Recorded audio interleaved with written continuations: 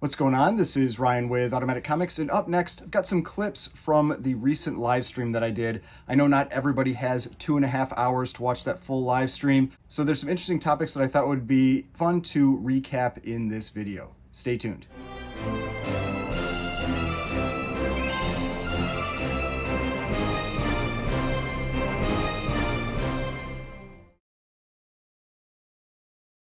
Beyond grade, how do you personally prioritize value, page quality, color strike, centering, staple placement, and or any other factors? So grade is at the top normally. The one thing that can really throw that off is color strike or fading. If you have something where it's like a 7.0, but it's super faded, like you can tell it was sitting out in the sun for a while, that will actually deter me more. Where the grade will still give it a lot of its value, but that fading can really hurt it. So for me, I would say, yeah, it's like grade is probably on average the top. Then it's going to be, is the book faded or not? That visual, and I'll just generalize that as visual appeal.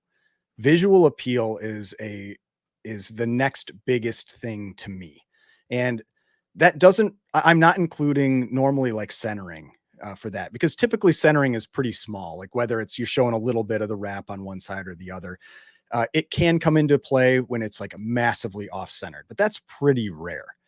So I would say visual appeal, and with that I mean generally the colors on the cover, so that it's not faded, that kind of thing. Then you could kind of break that down a little bit more into color strike. And for less expensive books, that doesn't matter quite as much to me. But as I've been starting to get into some a little more pricey books, the color strike has really become more important to me. Just that visual appeal of the book. And so I've talked about that with like Hulk 181. If you're interested in Hulk 181, like you can have Hulk 181s that are, I mean, let's see, let's look it up here. Just so I can get something where you can see more pictures of it. So Hulk number 181. And you can have Hulk 181s that have extremely different color strikes. Let's see, search here, and this takes forever. Oh yeah, actually loaded pretty quick. So you can see this one, the 7.5, is a pretty, and it could, part of it might be the picture, but a pretty light orange. This one, and again, it might be the lighting a little bit, but you can still tell this is a much darker orange, near red. And as you kind of like cycle through a whole bunch of them, you'll see a lot of variability in that color. Like this one's really light. Some of that might be fading. It might be a little bit of sun fade, but when you compare it to like this one or this one or this one, like that type of thing has a big impact to me. So for example, there was one that sold right at the beginning of this auction. Where is it? It's 91040. 91040. This 98. This one, it's not a bad orange, but it's lighter than you can have. You can have much darker, color strikes than that with this book. And so like if I was looking at a 181, I would be targeting a darker one. You see this with New Mutants 87, the first Cable. That one, you'll have huge ranges in color strike on that book. You can see that with Amazing Spider-Man 300. Amazing Spider-Man 300, like sometimes you'll have like deep reds on that cover, and other times it's really light, and it's not necessarily fading. And so that is an important part to me. Staple placement doesn't really matter at all. And again, unless it's like something extreme, like the wrap doesn't matter that much to me. Staple placement doesn't matter that much to me unless it's really off. If like the staples are, I think I've seen some examples where staples are like 2 inches into the cover like that. Yeah, that's awful. But if it's, like a 1/4 inch, 1/2 inch, whatever it is, like that doesn't really matter to me.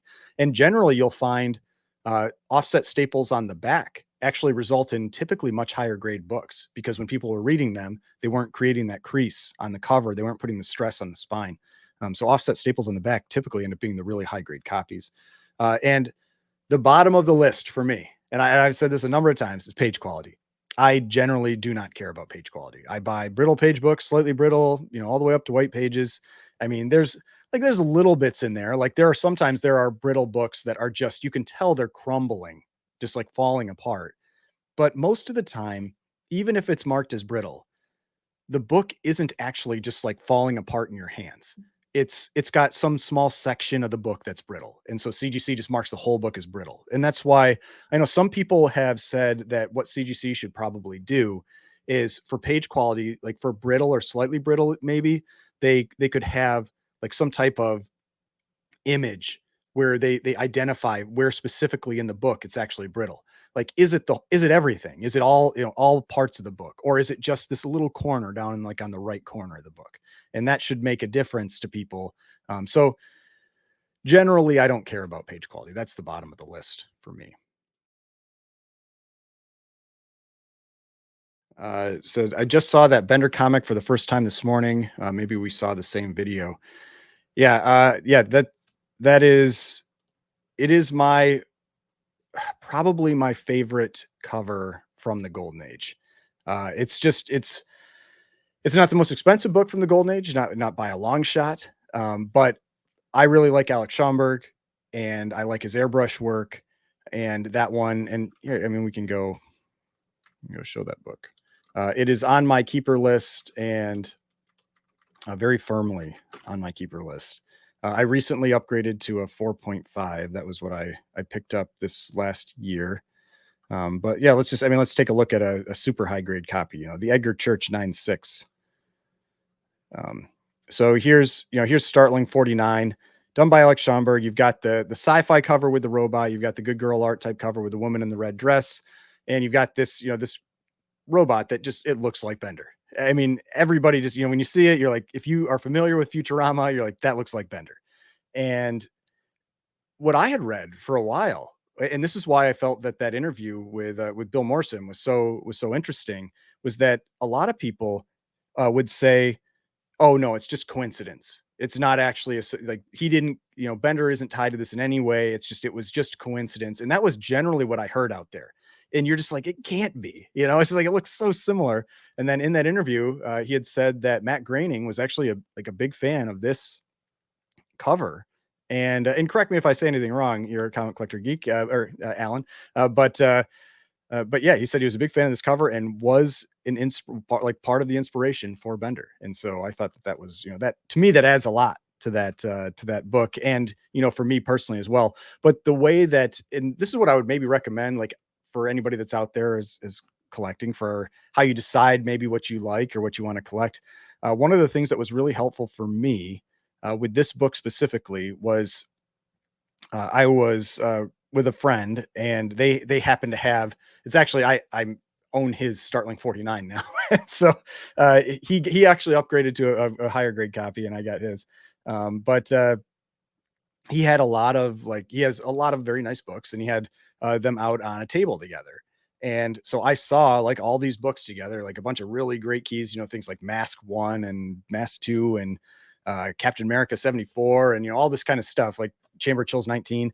And this one was on there too. Not this specific book, but this cover.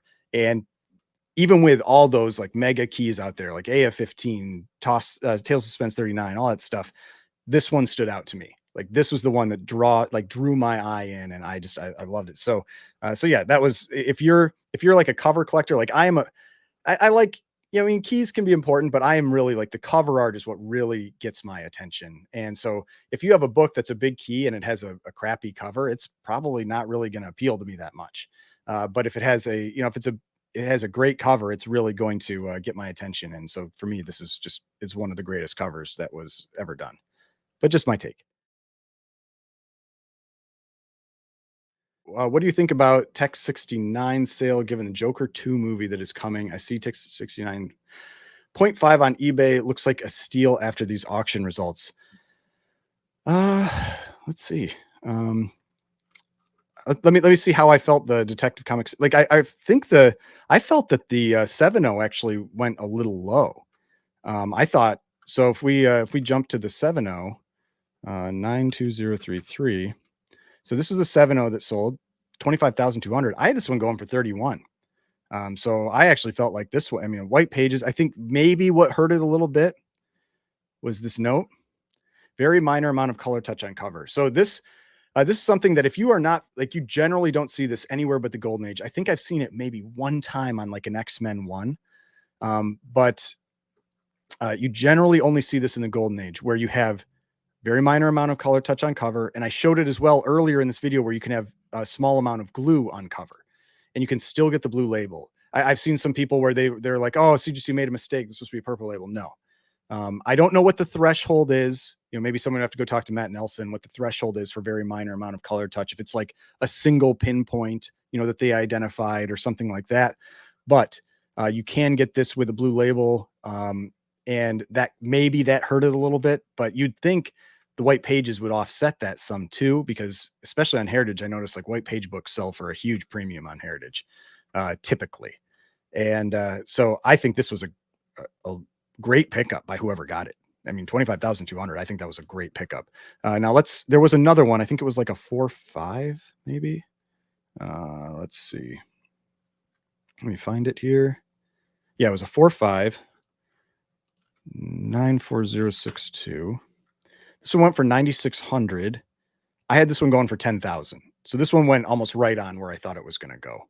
So I don't think they were like super strong sales. I feel like the first one was maybe a little low. Second one was right in line. Um, I I don't know if like the Joker movie is really going to have an impact on this. I mean, the movies do definitely I mean, even Golden Age stuff gets impacted by them. It's not, I wouldn't try to like play that like flip though. You know, like I wouldn't be buying, like if you want to buy, like I really like this Joker cover. I think it's one of the best Joker covers of the Golden Age, if not the best Joker cover of the Golden Age. And so if you like the Joker, if you like this book, if you want to go into Golden Age books, like this is a relatively safe purchase within reason. Like I'm not saying go out and pay whatever, but if you look at pricing and it seems like it's kind of in line with where it's been going, pick it up. You know, if you've got the money to do it, if you like the Joker, it's one of those that I don't think that you can go too wrong with it. This was an interesting one because let's see, this book. So it was an 8.5, Batman 181. So first Poison Ivy. I had that one going for 4,000. Actually did pretty well. So it went for 4,560. The thing that really hurts this book is that, I mean, an 8.5 is extremely tough. It's white pages, but when you look close at it, it's like, I don't know if that's on the interior and it's like bleeding through, or if there was something else sitting on this. But there's just like the color is strange on this cover. It's one of those, like, it might be something that's on the inside of the front cover that's showing through, but I don't normally see that. That's why it just normally, like, it's either solid or you've got some color rub on the cover. But that I feel like was what probably hurt this book. There's just something strange about this. And you can say it says the cause, like it's the same ink, it's the same writing from here, but somehow it transferred down. I don't know why. I don't know if it was something during printing, like there were two copies sitting on top of one another, something like that might have happened with this one. But there's something strange with the ink on this cover, and so I think that that's why I priced it a little lower. I priced it at 4,000 because I felt like that was going to really hurt the book, just that visual problem with it. Sergio Reyes says, "What did you think of the 80 Lawbreaker Suspense Stories 11?" I was not expecting the sale that book went for, at all. I mean, it just sold like a couple months ago for way less. And then has this huge sale. If you're not familiar with that one, that is the book that I've talked about recently as to me, it's potentially the most disturbing Golden Age cover that exists. We'll go to that one. So this is I think was it this one here? Yeah. 92048. Lawbreaker Suspense Stories number 11, $11,100. I had this one going for 7,000. It had previously and very recently sold for 7,800. Now, the reason I thought this one was going to go even lower and why I thought maybe the person just decided to sell it real quick is that the color strike is not good on this copy. Like you can tell, like there's something weird with this one. Like you've got like whatever's going on with these like almost like pulls or something weird with the print there.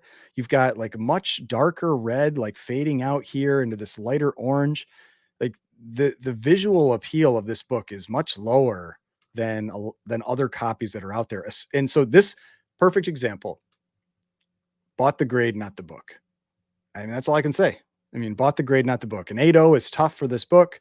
Visual appeal is not as good as plenty of lower grade copies, but it went for a huge, huge number. That's my opinion on this one. This was a perfect example of bought the grade, not the book. So if we go to Lawbreakers 11, and I'm not trying to take anything away from someone that bought the book. Like, I'm sure they're very happy with it, and it's rare in grade and that. But I mean, that's like everybody. Like, I feel like that's the conversation people want to have, especially with all like the CGC stuff and everything. That people should be, really looking at their books and buying the book, not the grade. And it's not what people do. Like on average, typically people buy the grade, not the book. And like this is the exact same book that sold here. 80, 7,800, exact same book. And then let's see, like if we look at like this 7.5, I thought was a really solid sale, like a strong sale that sold recently. And like this book, this is a nice looking copy. Yeah, it's got a little bit like it's cut a little off here. This is like strong color. This might be one of the strongest looking colors I've ever seen in this book. And then you compare it to this, like it's they're not even on the same level at all. But this one is an 8.0, sold for 2,300 more. So I mean, perfect example of buy the grade, not the book, right? So then we've got a question here. Can I cover More Fun 71? I wasn't watching that one. I was watching a More Fun 63. I'm gonna disable the live bidding just so I don't accidentally bid on something. But let's go find that one because it's probably somewhere around there. So More Fun 63 was 94120. So let's see where 71 was. So there's 65. There's 71. So we've got a Dr. Fate cover. And I mean, me personally, I mean, I think I've maybe said this before. I'm not a huge fan of a lot of the More Fun books. I'm not a big fan of the Spectre. I don't like the art. I know it's like heresy for for Golden Age for Golden Age collectors, but that is my taste. I know people absolutely love those Spectre covers, but I don't think they're very good. So, take it for what it is. I'm not a huge fan of those ones, but let's see. So we've got a 7.5. I mean, yeah, just crazy grades. 7.5, More Fun 71. Is this the pedigree? It is not the pedigree. So the last sale, I mean, was 3,000 in 2014. We had a 6.0 go for 5,000 in 2022. So if we go back to 2013, this book, and this is one of the ways that I approach pricing. So if you're kind of wondering how I price some of these, we had this book go for in a 6.0 go for 1,435 in 2013. It went for a little more than 3 times that by 2022. So my rough estimate would be that this one might go for about 9,000. What did it go for? It went for 10,800. I mean, that's in the ballpark, right? So with books like this, where you've got, I mean, look at this, like 2 sales in the last 2 years, in some pretty like random grades, otherwise not many sales. I mean, all you're really trying to do is get in the ballpark, get close. And so, yeah, I figured I would figure around $9,000 went for 10,800. I mean, yeah, it's 20% over my estimate, but that's in range. Like, it's not like this isn't a shocking sale to me. I think that's an expected price that you might expect for a book like this. Yeah, and there's this comment, maybe they use AI. Yeah, I don't know. Like I'm not. It'll be interesting to see how that plays out. I wouldn't be surprised if there's some type of AI that gets incorporated eventually. The tricky part is I feel like you'd still have to have some type of human involved, because like I've seen those videos of like machines reading books, like them turning the pages and stuff. And you really want that touching your like fragile golden age book, like it rips your cover off or something. And then all you do is you just get the book and now it's like a detached cover and they're like, it must have happened in shipping. So something like that. I mean, I feel like that would be man, that would be a big fear point for me with how I would want to know exactly how that AI is working. Or is it like the grader is like holding the book on a table and like flipping through, and you have some type of like imaging system above it, and that's like grabbing shots of like every page, the covers, and like they have to like turn it maybe so it can see the spine, and like maybe they have to make sure it can see this where the staples are, and that like I'm not sure exactly how that would work. It feels like it would slow things down though, which also means prices probably go up, not down. Whereas I feel like with cards, I would think like AI grading probably speeds things up. That's the big difference with, I know a lot of people like to use like cards as a reference, but I feel like AI grading with cards would really speed things up because you almost could have it almost like on a conveyor belt and just have cameras just grabbing shots because it's just one side, or, each side. But with comics, it's all the interior, it's the staples, it's staining, it's cutouts and pages, everything matters. And so I feel like it's definitely trickier. If you're just looking at the outside, that's one thing. Like if it's just imaging the outside and the spine, like you could get an estimate from that. And then maybe you have to have the grader look on the interior and check for anything going on there. Maybe that's how it gets used. I can't say for sure, but I don't doubt that it will be at least looked at pretty seriously at some point, but I'm not sure exactly how it gets implemented.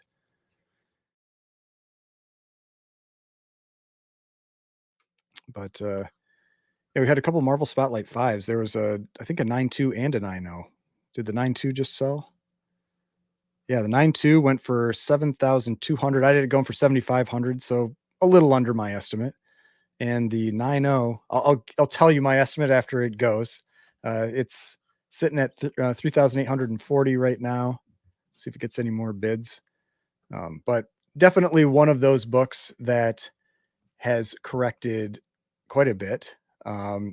It it was one of the ones that really signaled the comic boom when we had that 9.8 Marvel Spotlight 5 that sold for what was it? It was 246,000, somewhere in that range. It was mid $200,000. So this one went for 4,080, and I had it going for 4,000. So the 9.0 went right where I thought.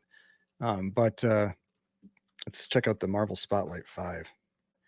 Oh yeah, 264,000 June 2021. Like April, June, or it was like April, May, June was like when the comic boom really took off. I don't think there's any way this book goes for this price if it comes comes up again. Um, I don't know if it'll get cut in half, but I wouldn't be surprised at like 150. Um, I mean, let's like look at like a 9.4.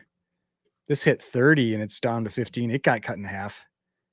I mean, I wouldn't, again, like getting cut in half wouldn't shock me. I think probably 150 if it came up for sale, but if it went for 130 or 125, I wouldn't be like, that's a crazy thing. I think that was just a massive number that was paid for that book. Here's a book that, geez, this one, this just keeps dropping. 9.8 white pages, special Marvel edition 15, first appearance of Shang-Chi. Marvel has not done any favors for this book.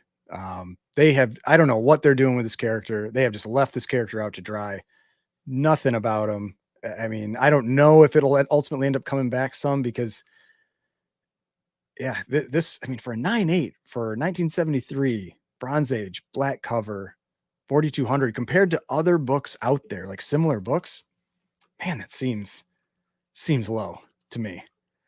I mean, I know it used to be lower because it's like it wasn't a character people were really going after or anything, but still, like that just that seems low.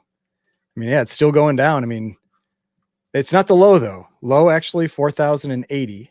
Then we had some sales that were a little bit higher again prior to the comic boom. Well, you got to go a little further than that. I feel like you got to go almost like prior to announcement. So it's like maybe like a $2,000 ish book. Then you had the announcement starts to climb. I don't know. This feels pretty low. Like 4,200 feels pretty low risk on that book. for a 9.8. How many are out there? 129 9.8s. I mean, that's quite a few. There are a lot, but I don't know. That feels pretty low risk to me. Let me know what you think in the chat.